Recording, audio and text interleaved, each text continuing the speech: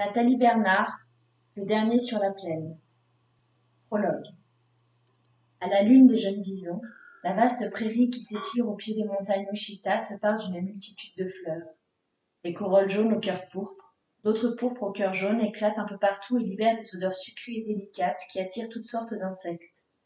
Dans le même temps, les berges de la rivière Ouachita se couvrent de broussailles et une foule d'oiseaux accourt pour s'y réfugier. Le jour de ma naissance, au milieu de ces bourdonnements et de ces chants d'oiseaux, un gémissement monte dans l'air tiède.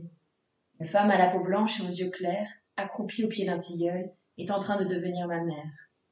Au-dessus d'elle, l'aigle à tête blanche pousse son cri strident et mon corps tout neuf glisse entre ses cuisses. Juana, murmure ma mère tandis que l'herbe verte et épaisse de mes ancêtres m'accueille tendrement. Le parfumé, répète mon père pour s'imprégner de mon existence. Ma grand-mère s'approche à petits pas, comme je l'ai toujours vue se déplacer. Elle est si légère que ses mocassins foulent la terre sans y laisser d'empreinte.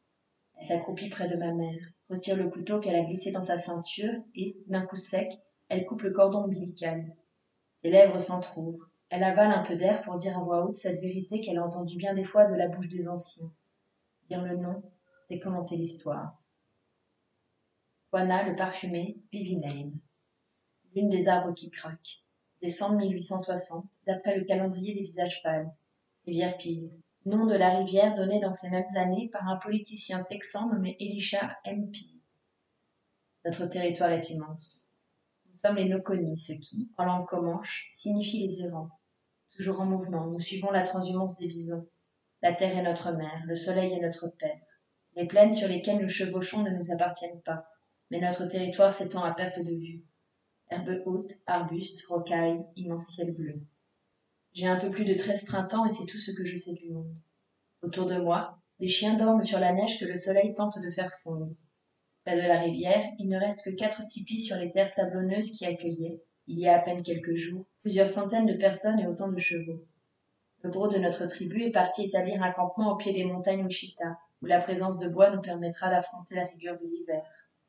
Nous ne sommes qu'un petit groupe resté en arrière à attendre que mon père, qui est aussi le chef des Noconi, se remette d'une mauvaise blessure à la jambe.